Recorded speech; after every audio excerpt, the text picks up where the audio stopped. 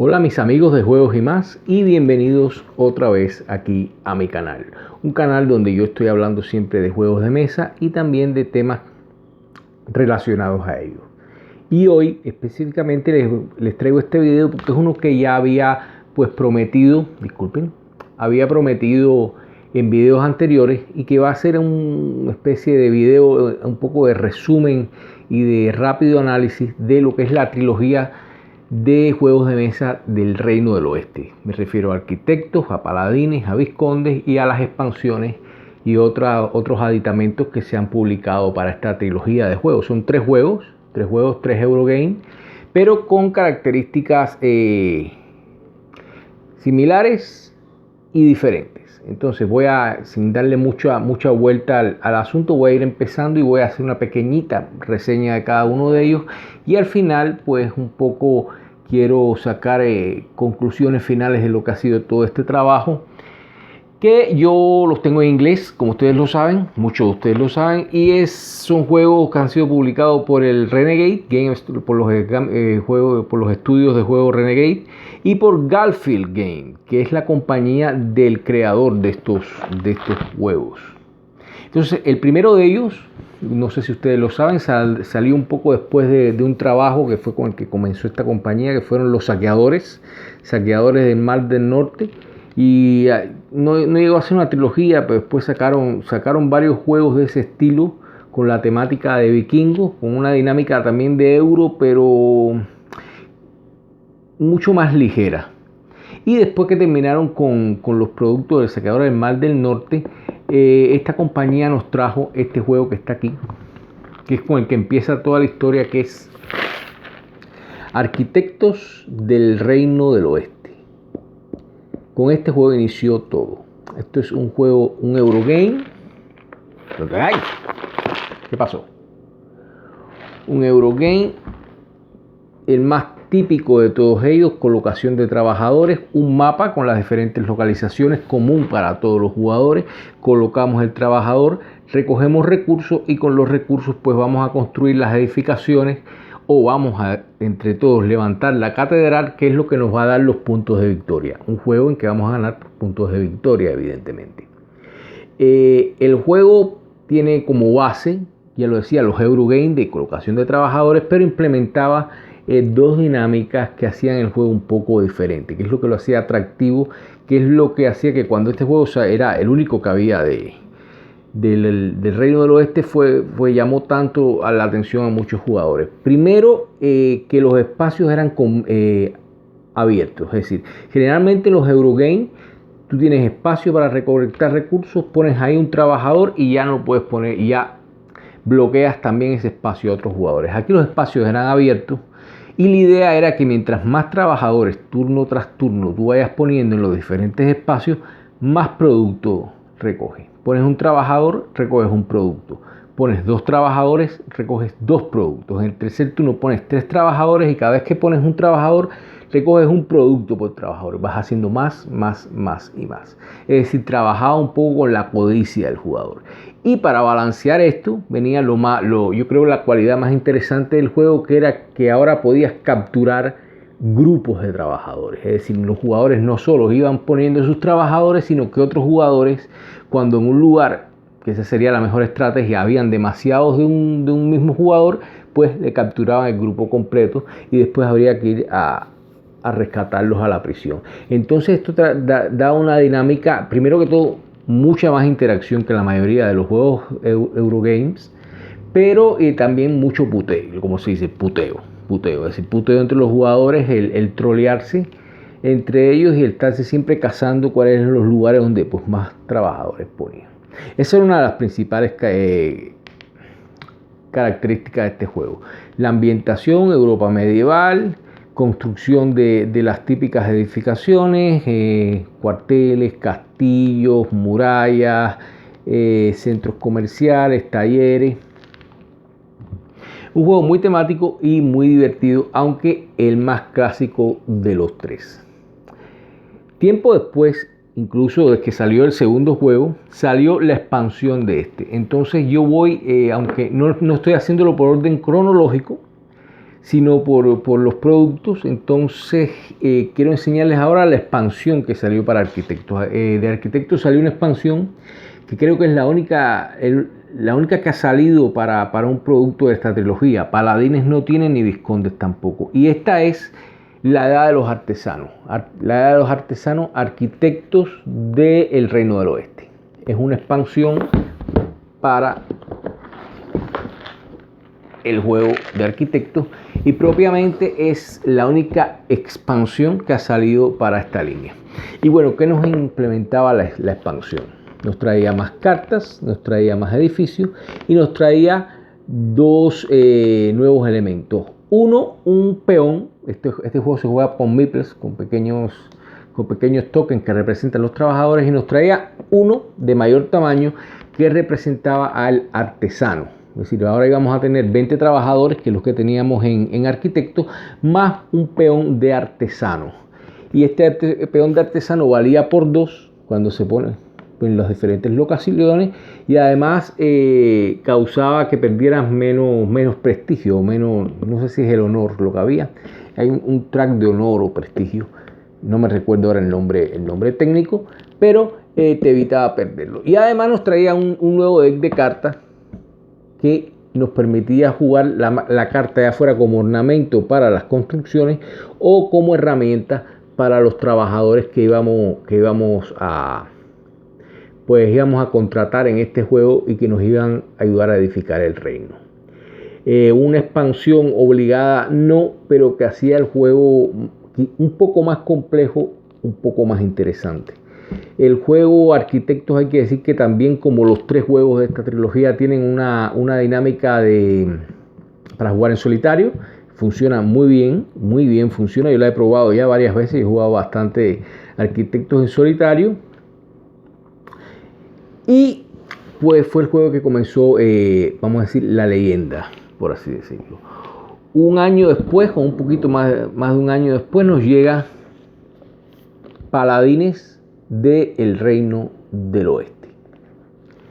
Y bueno, ¿qué nos planteaba ahora esta compañía o estos diseñadores de juegos de mesa en Paladines? Aquí nos cambian un poco la dinámica. De hecho, nos las cambian bastante. Otra vez tenemos un juego de euro, pero con mucha menos interacción entre los jugadores. Ahora cada jugador va a tener su propio tablero, un tablero personal para cada jugador, donde va a tener diferentes edificaciones. Y bueno, va a haber un tablero general con donde llevar algunas de esas localizaciones, muy limitado para que los jugadores pues se peleen en colocar ya sea los monjes que envían o los puestos militares antes que los demás jugadores. Pero también se puede hacer muchísimo en tu tablero personal, que en esta ocasión pues viene dividido en 2. Es decir, vienen las acciones. Vas a tener un tablero que tienes del lado izquierdo acciones muy simples, muy básicas, y en el lado derecho pues acciones complejas, que vas a tener que tener un track. En este juego ya vamos a tener un track en que vamos a tener que ir subiendo no solo un estatuto, sino 3, que creo que era el comercio, la fe y la fuerza militar, o si lo quieren decir así, la bandera, la negra, la roja y la azul. Teníamos tres estatutos que ir subiendo, hay que irlos aumentando para hacer las acciones más complejas. Y además vamos a tener un deck de paladines, por eso se llama Paladines del Reino del Oeste, que nos van a ayudar. Y además nos van a dar trabajadores junto con los que vamos a coger de la taberna. En este juego, al principio del turno, cogeremos 6 trabajadores de diferentes colores. Los diferentes colores de los meeples o peones representarán las labores que puedes ir haciendo con ellos. Y pues lo vas a ir colocando en diferentes lugares, haciendo acciones e ir desarrollando tu tablero, que sería tu base militar o sería tu tierra. Y en el tablero general que es para todos, donde más o menos se está desarrollando un combate contra bárbaros que nos atacan. Entonces tenemos muchísimas acciones, es un juego que tenemos muchísimas acciones, que se gana por puntos de victoria, en que interactuamos muy poco entre los jugadores y que principalmente como que cada uno va jugando su minijuego en su espacio. Modo solitario también muy bueno. Para mí es el más complejito de los tres, pero no es un gran problema. Y es un juego que también me gustó mucho. A mí me gusta mucho la trilogía. Y lo vuelvo a decir, mucha menos interacción que Arquitectos, pero mucho más divertido. Aunque esto parezca que no antagónico, por decirlo así, que parezca que choca, no, es mucho. Para mí, yo creo que de los tres, Paladines es quizás el que más me gusta de los tres. Y eso que a mí me gusta mucho la interacción entre los jugadores. Pero Paladines es muy interesante cómo tú puedes jugar de muchas formas diferentes. Puedes jugar en una partida tratando de edificar tu fortaleza, en otra partida tratando de poner puestos militares en la zona de guerra o enviando monjes, en otra partida comerciando. Muchas cosas puedes hacer, tiene muchísimos elementos y tiene mucho para hacer. Y por supuesto es un euro, no vamos a decir otra cosa. No he tenido ninguna expansión en sí, pero es un juego que yo siempre lo estoy recomendando. Y bueno, la trilogía completa de los Reinos del Oeste iba a cerrar con Vizcondes, los Vizcondes del Reino del Oeste. El juego más vistoso de los tres por los complementos que traen. Nos trae un castillo de plástico, nos trae token que representan los vizcondes a caballo, nos trae una mecánica de deck building muy ligera, pero es una mecánica de deck building, de ahí que a mí me guste muchísimo. A mí de los tres el que más me gusta es el Paladines, pero después le sigue el Vizconde por muy poquito, precisamente por traerle esa dinámica de deck building que a mí me gusta tanto. Y tienen una dinámica interesante en el sentido de que también se trata de un Eurogame, pero siempre, es decir, las personas de esta compañía tratan siempre de cambiar. En el primero teníamos colocación de trabajadores, en el segundo tenemos una colocación de unos trabajadores que al principio tenemos que reclutar de diferentes colores y profesiones, y aquí lo que vamos a tener es nuestro Vizconde, representado por un toque muy bonito, que se va moviendo alrededor de un tablero circular, un tablero modular circular con los otros jugadores que representan su Vizconde, y tú tienes un tablero personalizado donde va a representar tu corte, las personas que van con ese Vizconde. Ahí tú vas a jugar tus cartas. Y es interesante porque las cartas se van moviendo, es decir, ahí tienes 3 espacios, juegas tu carta, en el segundo turno entra una carta, la primera carta se va moviendo a la derecha, el tercer turno se mueve otra vez y después se sale del tablero y puede accionar un efecto de la carta. Es decir, tienes que ir jugando las cartas, pero además ir calculando cuánto tiempo van a estar en el tablero para aprovecharte de sus habilidades. Y además vas comprando otras cartas en el terreno que van personificando pues tu séquito, por así decirlo, que es lo que representa esta carta, los diferentes seguidores que tienen, que te van a ayudar en 4 acciones. Comerciar, que con dinero pues la potencias. Construir edificaciones, que con piedra la potencias. Poner tus soldados en el castillo, fortificar el castillo, que con oro lo potencias. O escribir manuscritos, que con los tinteros lo potencias. Y pues vas recogiendo estos recursos, vas moviéndote con el Vizconde, recogiendo estos recursos y haciendo acciones en 2 partes del tablero. Por fuera, que están los pueblos, y por dentro, que sería interactuando con el castillo. El juego tiene para mí el mejor modo solitario de toda la trilogía.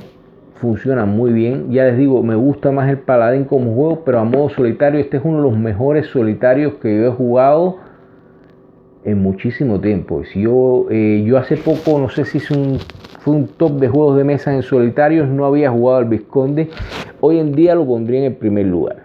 Si no en el primer lugar, en uno de los primeros. Tiene un excelente solitario, te da la sensación de que juegas con otro jugador. Es un solitario que te vas a enfrentar con un bot o con un autómata, pero es un autómata que va a recolectar recursos, que va a jugar también sus cartas. Muy interesante y muy bueno ese sistema en solitario. Uno de los que yo recomiendo. Si tú me dices juego en solitario, Vizconde del Reino del Oeste. Y para cerrar esta trilogía, la compañía sacó esta pequeña caja que se llama en español Los Tomos del Reino del Oeste, o en inglés La Saga de los Tomos del Reino del Oeste, The Tom Sage of the West Kingdom.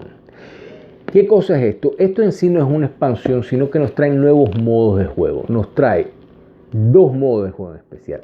Un modo de juego que nos permite jugar la trilogía como una campaña.